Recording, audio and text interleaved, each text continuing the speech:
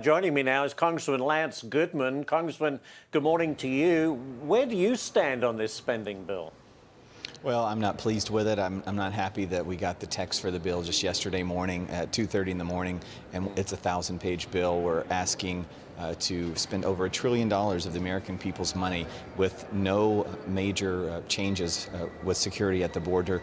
This is what the American people hate. The American people hate that only a few people sit behind closed doors. They write up a bill that comes out in the middle of the night, and then their members of Congress adopt it within 24 hours. They hate this. And it's not just Republicans, Democrats hate it too.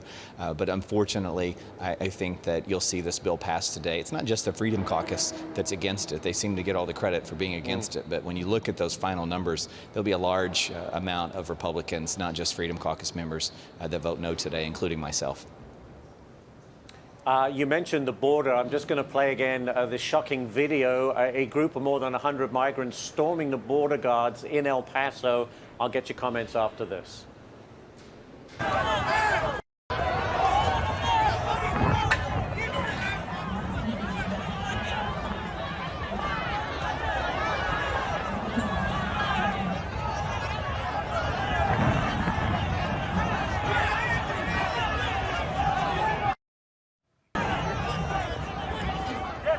And Congressman, you know, we just showed video there. It's just a mass of people running through the border there, mowing down, National Guardsmen there. I mean, what more can be done to keep them out? It is completely out of control.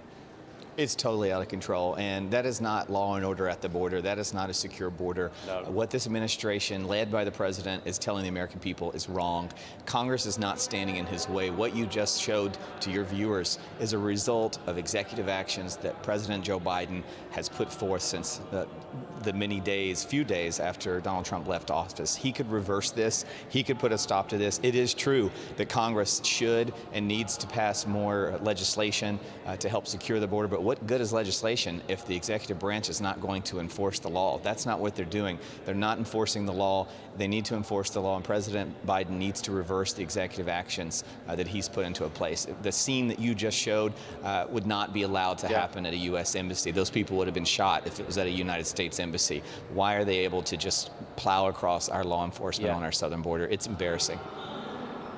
And there's another aspect to this as well, and you're going after the Biden administration over thousands of migrant children reportedly lost, just vanished. I mean, what do you want done?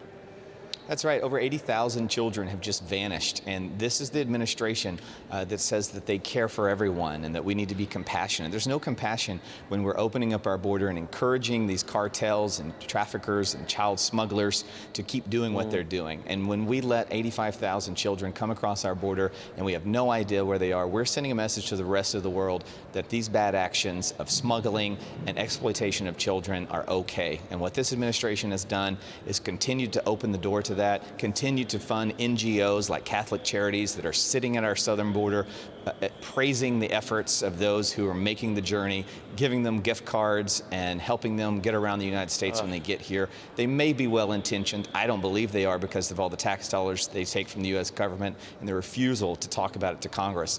But what they're doing is encouraging this massive migration, and it's not stopping anytime soon. We've got to take back the White House in November. We do. All right. Well, thank you very much for joining us, Congressman Lance Gooden. Appreciate your comments this morning. Thank you for joining us.